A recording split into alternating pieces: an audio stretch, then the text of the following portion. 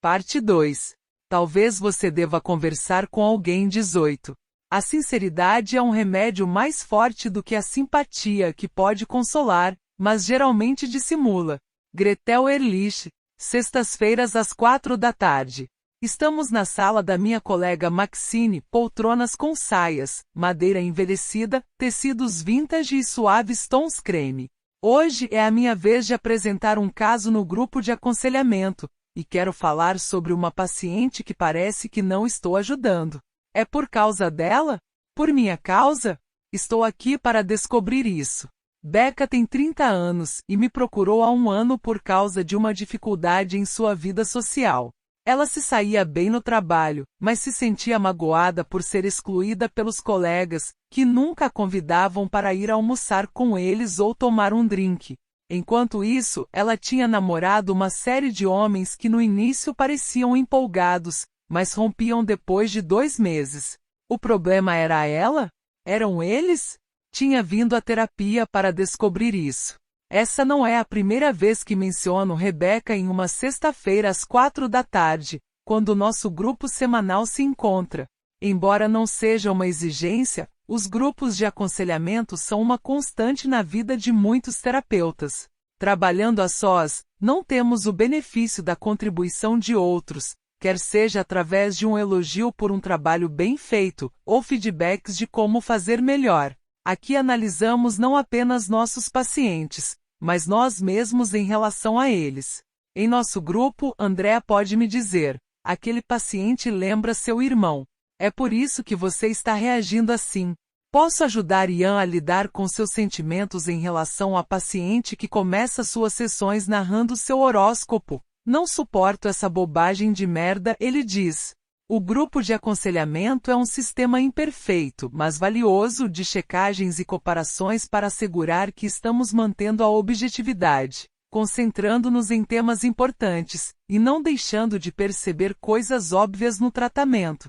É preciso reconhecer que também há brincadeiras e provocações nessas tardes de sexta-feira, geralmente com comida e vinho. É o mesmo dilema, digo ao grupo, Maxine, Andrea, Claire e Ian, nosso único homem. Todo mundo tem pontos cegos, acrescento, mas o que é notável em Becca é que ela parece ter muito pouca curiosidade sobre si mesma. Os membros do grupo concordam. Muitas pessoas começam a terapia mais curiosas em relação a outras pessoas do que a si mesmas. Por que meu marido faz isso? Mas a cada conversa salpicamos sementes de curiosidade, porque a terapia não pode ajudar pessoas que não sejam curiosas sobre si mesmas. A certa altura, posso até dizer algo como: por que será que pareço ter mais curiosidade sobre você do que você em relação a si mesma? E vejo o que o paciente faz com isso. A maioria começa a ficar curiosa com a minha pergunta. Mas Becca não. Respiro fundo e continuo. Ela não está satisfeita com o que estou fazendo, não evoluí. E em vez de procurar outra pessoa, vem toda semana, quase que para mostrar que está certa e eu errada. Maxine, que clínica há 30 anos e é a matriarca do grupo, gira o vinho em sua taça. Por que você continua atendendo-a? Reflito sobre isso, enquanto corto um pedaço de queijo da tábua. Na verdade, todas as ideias que o grupo ofereceu nos últimos meses foram inúteis. Se, por exemplo, eu perguntava a Becca por que ela estava chorando, ela retrucava: é por isso que estou aqui. Se soubesse o que está acontecendo, não precisaria estar aqui. Quando eu falava sobre o que estava acontecendo entre nós no momento, sua decepção em relação a mim, sua sensação de não ser compreendida, sua percepção de eu não estar ajudando, ela saía pela tangente dizendo como aquele tipo de impasse só acontecia comigo, e com mais ninguém.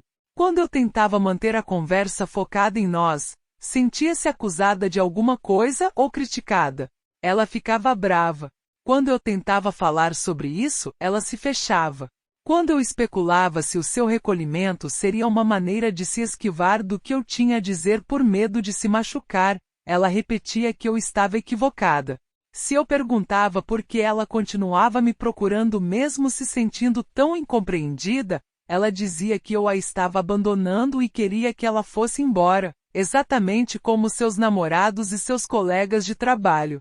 Quando tentava ajudá-la a refletir sobre o motivo de essas pessoas afastarem-se dela, dizia que os namorados tinham fobia a compromissos, e seus colegas de trabalho eram snobs. Em geral, o que acontece entre terapeuta e paciente também acontece entre o paciente e as pessoas do mundo externo, e é no lugar protegido da sala de terapia que o paciente pode começar a entender o motivo. E se a dança entre terapeuta e paciente não espelha o que acontece nos relacionamentos externos do paciente, é, na maioria das vezes, porque ele não possui nenhum relacionamento profundo, exatamente por esse motivo. É fácil ter relacionamentos leves num nível superficial. Parecia que Becca estava reencenando comigo e com todos os outros uma versão do seu relacionamento com seus pais, mas ela também não estava disposta a discutir isso. É claro que há momentos em que algo não vai bem entre o terapeuta e o paciente, quando a contratransferência do terapeuta atrapalha. Um sinal: ter sentimentos negativos em relação ao paciente. Becca realmente me irrita, digo ao grupo. Mas é por me lembrar alguém do meu passado, ou por ser genuinamente difícil interagir com ela. Os terapeutas usam 3 fontes de informação quando trabalham com os pacientes: o que os pacientes dizem, o que fazem, e como nos sentimos quando estamos sentados com eles. Às vezes um paciente estará basicamente usando um cartaz pendurado no pescoço que diz: "Eu te faço lembrar sua mãe."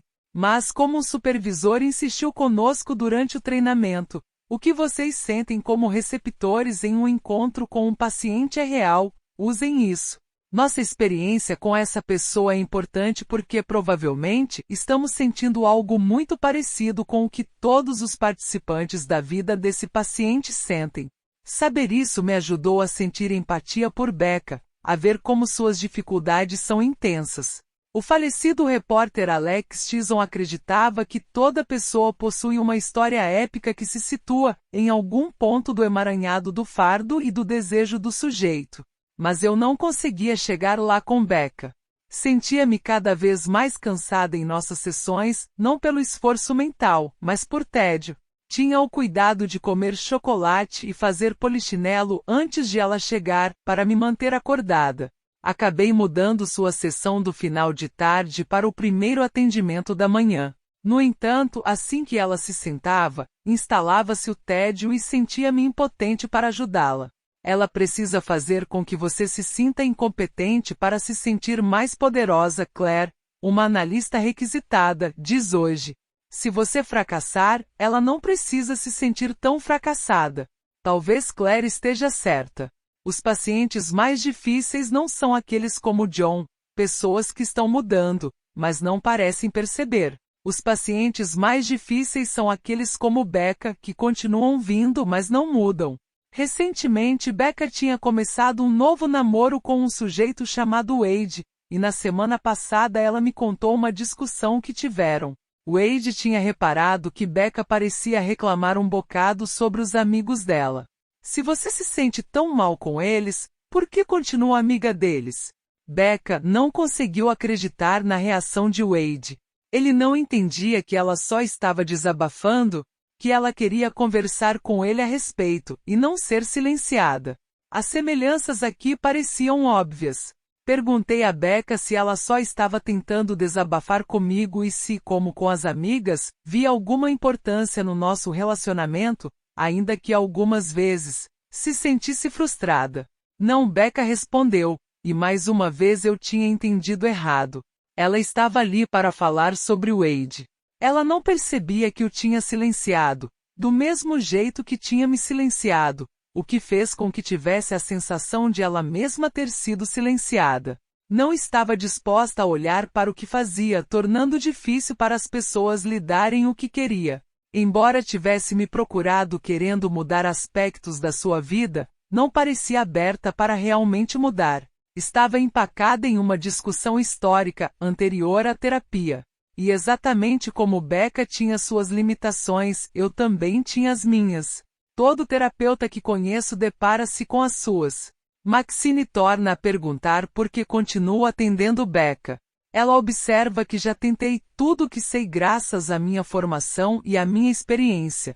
Tudo o que reuni a partir das discussões dos terapeutas no meu grupo de aconselhamento. E Becca não progride. Não quero que ela se sinta abandonada emocionalmente, digo. Ela já se sente abandonada emocionalmente, Maxine diz. Por todos em sua vida, inclusive você. Certo, respondo, mas tenho medo de que se encerrar a terapia com ela, isso vá consolidar sua crença de que ninguém possa ajudá-la. André ergue as sobrancelhas. O que? Pergunto. Você não precisa provar sua competência para Becca, ela diz. Sei disso. É com ela que estou preocupada. Ian tosse forte e depois finge engasgar. Todo o grupo estoura na risada. Ok, pode ser que vocês tenham razão. Coloco um pouco de queijo em uma bolacha salgada.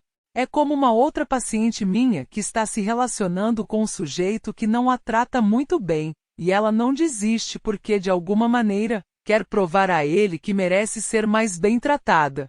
Ela jamais vai provar isso a ele, mas não vai deixar de tentar. Você precisa desistir da luta, André diz. Nunca rompi com um paciente, digo. Os rompimentos são horrorosos, Claire diz, jogando algumas uvas na boca. Mas seríamos negligentes se não fizéssemos isso. Um aham coletivo enche a sala. Ian observa sacudindo a cabeça. Vocês todas vão querer me matar por isso. Ian é famoso no grupo por fazer generalizações sobre homens e mulheres. Mas o negócio é o seguinte: as mulheres aguentam mais merda do que os homens. Se uma namorada não está tratando bem um sujeito, para ele é mais fácil ir embora. Se uma paciente não está se beneficiando do que tenho a oferecer e não tenho dúvida de estar fazendo o meu melhor, mas nada tem funcionado, eu desisto. Dirigimos-lhe nossa conhecida encarada. As mulheres são tão boas em abrir mão quanto os homens, mas também sabemos que pode haver uma ponta de verdade nisso. Ao rompimento, Maxine diz, erguendo o copo. Brindamos, mas não de um jeito alegre. É penoso quando um paciente investe esperança em você e no fim, você sabe que não correspondeu. Nessas casos, resta a você uma pergunta. Se eu tivesse feito algo diferente, se tivesse descoberto a solução a tempo, teria ajudado? A resposta que você se dá é, provavelmente. Independentemente do que meu grupo de aconselhamento diga, não consegui chegar até Becca da maneira certa, e nesse sentido fracassei com ela. A terapia é um trabalho puxado, e não apenas para o terapeuta. Isso acontece porque a responsabilidade pela mudança encontra-se diretamente com o paciente. Se você espera uma hora de um balançar de cabeça compreensivo, veio ao lugar errado. Os terapeutas serão solidários, mas nosso apoio é para o seu crescimento, não para sua opinião negativa sobre seu companheiro. Nosso papel é entender a sua perspectiva, mas não necessariamente endossá-la. Na terapia, o requisito é que você seja tanto responsável quanto vulnerável. Em vez de encaminharmos a pessoa diretamente para o cerne do problema, cutucamos para que ela chegue lá sozinha, porque as verdades mais poderosas, aquelas que as pessoas levam mais a sério, são as que elas descobrem pouco a pouco por conta própria. No contrato terapêutico está implícita a disposição do paciente para tolerar desconforto, porque para que o processo funcione, é inevitável que haja algum desconforto. Ou, como disse Maxine uma sexta-feira à tarde, não faço terapia do tipo, é isso aí, garota. Pode parecer um contrassenso, mas a terapia funciona melhor quando a pessoa começa a melhorar, quando se sente menos deprimida ou ansiosa, ou quando a crise já passou. Então elas passam a ser menos reativas, mais presentes, mais capazes de participar do trabalho.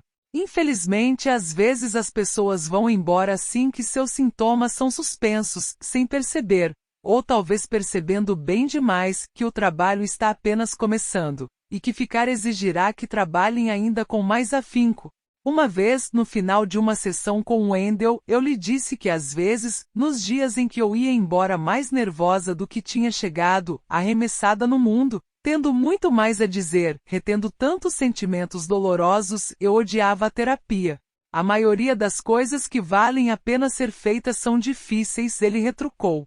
Disse isso não de uma maneira simplista, mas num tom e com uma expressão que me levou a pensar que falava por experiência própria.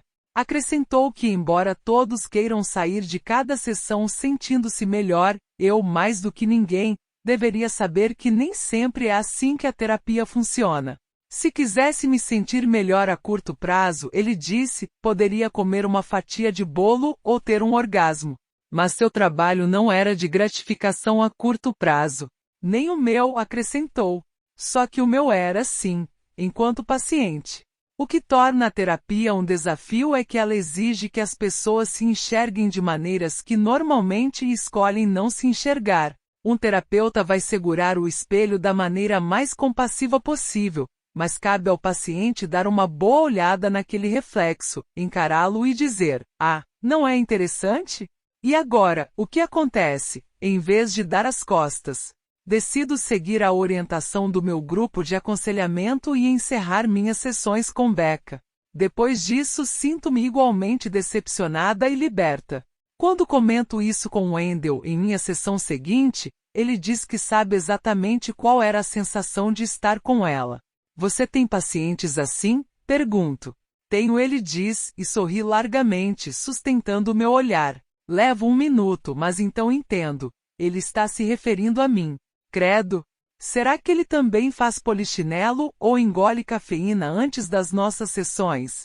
Muitos pacientes especulam se nos entediam com o que lhes parece uma vida comum, mas eles não são nem um pouco enfadonhos. Os que nos dão tédio são os que não compartilham suas vidas, que sorriem durante as sessões ou desandam a contar, o tempo todo, histórias aparentemente sem sentido e repetitivas, fazendo-nos quebrar a cabeça. Por que ela está me contando isso? Que significado tem para ela? Pessoas excessivamente enfadonhas desejam manter-nos à distância. Foi o que fiz com Wendell ao falar incessantemente sobre o namorado. Ele não consegue chegar até mim, porque não permito que chegue.